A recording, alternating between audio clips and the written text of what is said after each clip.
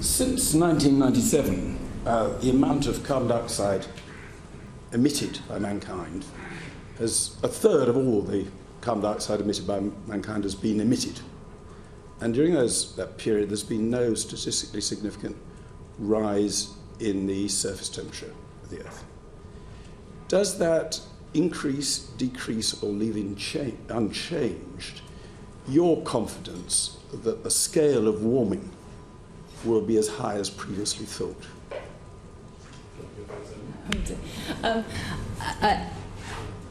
I think that the first thing that's important to note is that there is a strong... Just sort of, first of all, answer the question, increase, decrease, or unchanged? Mr. Lilly, I'm going to answer your question, don't worry. It's quite unusual for me to answer questions. They normally go into a great diatribe. Don't worry, I'm going to answer it. The first thing that's important to recognise is that surface temperature is but one measure of the increase in heat in the entire climate system, and it's not a perfect measure.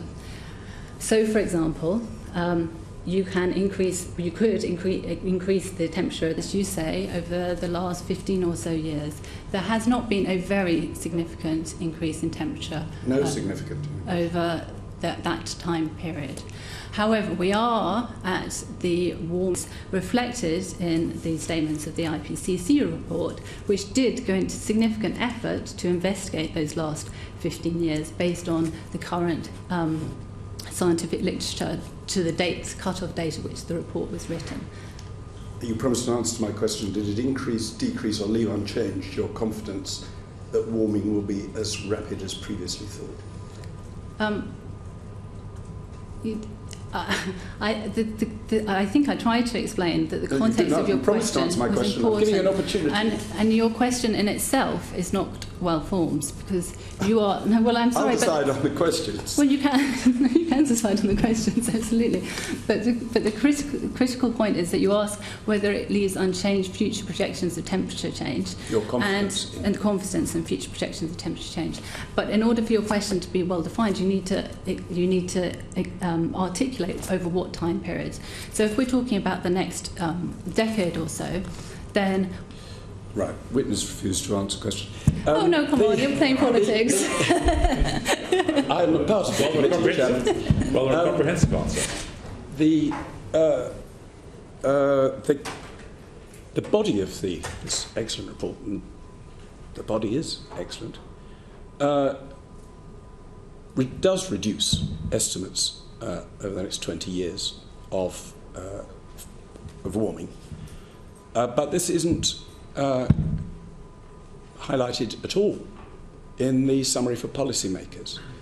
Perhaps I could ask Peter Williams whether he thinks that is a good approach to at the present point. Was that what you were saying? It is critical, the initialisation of the start point. That's why I'm asking. Which is, I think, Chairman, Mr. Lilly raises a very important issue of a procedural nature as to the extent to which it is even possible to digest issues of this scientific complexity into the level of summary policymakers that you currently have before you. And again, I keep referring back to the technical summary, where the issues that you're raising are very, very fully addressed. I'm sorry, I asked a very specific question. Please don't go off at a tangent. Do the models not start?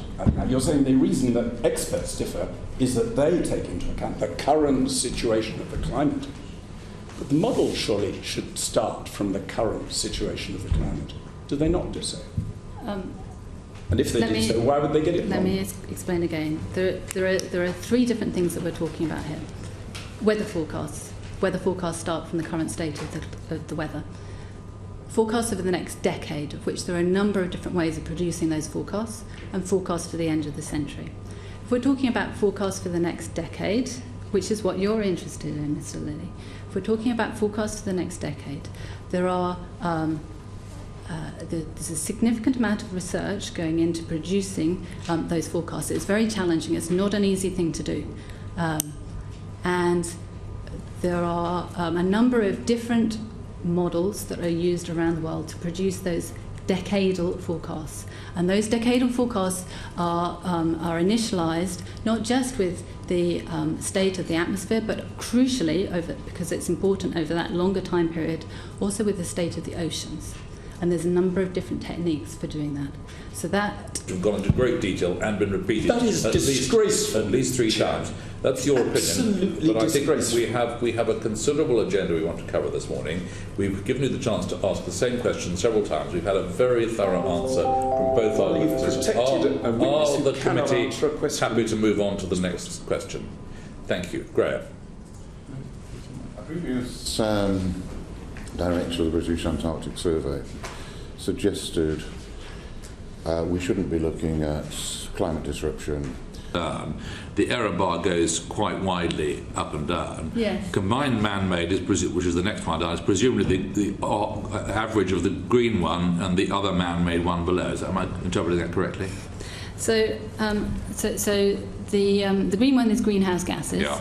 The yellow one is aerosols, Yeah. and particularly, I think OA stands for other anthropogenic something or other, and the orange one is the anthropogenic total, but these are calculated separately. There's a more robust signal that one can calculate if you don't just try and separate out the greenhouse gases and the aerosols, which is the reason why there's larger error bars on the greenhouse gases and on the aerosols than there is if you consider the total.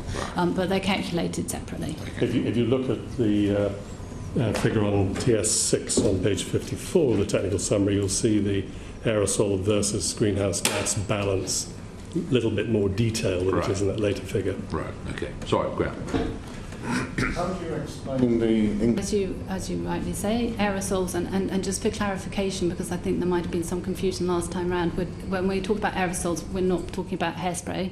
We're talking about small soot particles in the atmosphere and other similar particulates in the atmosphere, which can, as you indicate, have either a positive or a negative climate impact. It is certainly the case that it's an active area of scientific research.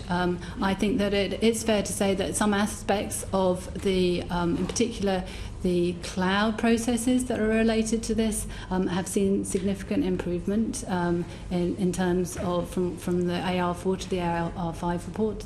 The scientific progress is